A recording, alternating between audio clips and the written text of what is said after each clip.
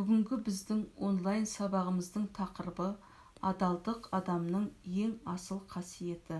Сабақты жүргізуші тарих пәнінің оқытушысы Алишева Айгүл Сәрсеналықызы.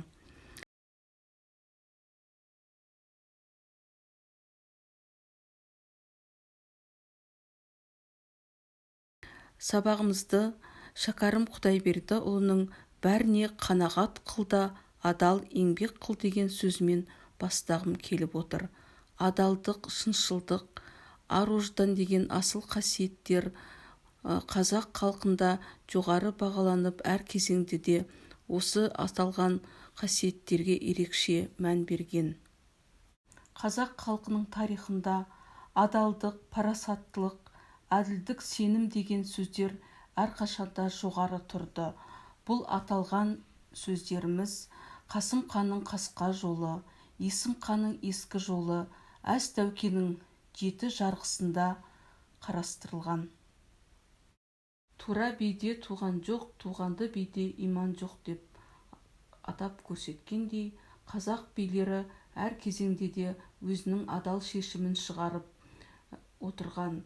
Әз Тәукенің 7 жарғысын жазған қазақ билері сол уақыттарда адалдықтың ерекше символы болып есептелді.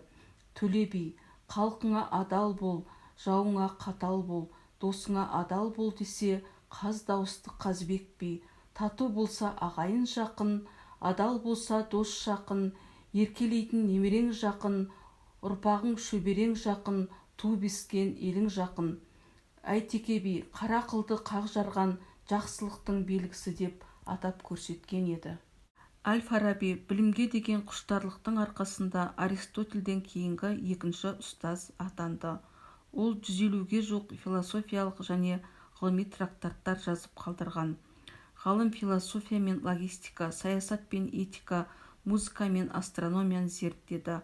Ғылыми еңбектерінің ең әйгілісі қайырымды қала тұрғындарының көзқарастары жайлы трактаты болып есептеледі. Адалдық туралы Адамгершілік адам бойындағы асыл қасиеттердің бірі.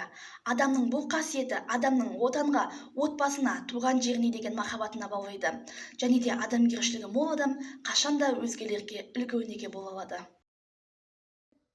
Ұлы жүректің ақиқат пен әділдіктің қорытынды қимасына айналған адалдығы жамандықты жайдай жайратады. Гюго. Жамбыл Жабаев. Шешен кісі сөз бастар, адал кісі ел бастар. Адал еңбек ердің досы, бақ іздеудің жолы осы. Әлемге әйгілі ойшыл, философ, математик, астроном зерттеушісі Әбу Насыр әл-Фараби айтқандай, адамның өз жданы алдында адал, шыншыл болу өзін-өзі қасиетті болуынан, жүріс-тұрысы ізгі болуынан ғана туады. Адалдық адам бойындағы таза ниет, бағалы қасиет. Адамның сана-сезімі мен ар-ожданына қайшы келмейтін әрекеттердің моральдық этникалық жиынтығы. Қазақ пайымында адамның бойында адамгершілік, пәктік, жан тазалығы тәрізді нормалар болуы керек. Адамдармен қатынаста ізгілік міндетті нәрсе. Егер сен адамға қайырымды болмасаң, ашулы болсаң, оның бойында да ашу-ызасын тудырасың. Сондықтан да өзіңдегі бар қасиеттеріңді ұмытпауға тырыс. Ислам ғалымдарының бірі былай деген: адамдармен әділетті түрде қарым-қатынас жасайтын болса, басқаларда әділдікті қабылдайтын болады. Айтуар Өтегенов өткенсі. Қасқырлардың арасында туыппын мен, күнде сауық сайранды құрыппын мен. Сауап деген нәрсені мәңгі ұмытып, күнәмді өз қаныммен жуыппын мен. Ол да пенде қиналады қарғайды екен. Енді ұқтым дау жартасқа тиді шекем. Біліп жүріп күнәмнің есептерін, ол күнәні түземей қалай өтем. Ол кезде ақмақ қазір енді ми жетілді. Абырой ақша деген су секілді. Мінген көлік зәулім сарай уақыт келсе, отқа қайнап көкке ұшқан бу секілді. Бұл өмірдің маңызы адалдықта. Айбалтамен сын сұраса басты бұқпа. Құдай өзі сайлаған патшамызға ешқашанда жаман айтып қарсы шықпа. Арамдықпен ешкім алыс кетпес. Адалдық, шындықтың шыңына пасық жетпес. Жақсы амал, пайдалы іс, дұрыс тірлік халықтың ол жадынан мәңгі кетпес. Әбу Насыр әл-Фараби. Ар-ождан алдындағы адалдық өз қадір қасиетіңе, ізгі іс-әрекетіңе байланысты. Шыншылдық пен адалдық ағзалас. Ғылыммен айналсам деген адамның ақыл-ойы айқын, ерік-жігері зор, тілек-мақсаты ақиқат пен адалдыққа қызмет етуге талап жолында болуы шарт. Мінез жанның айнасы деп айтқан болатын.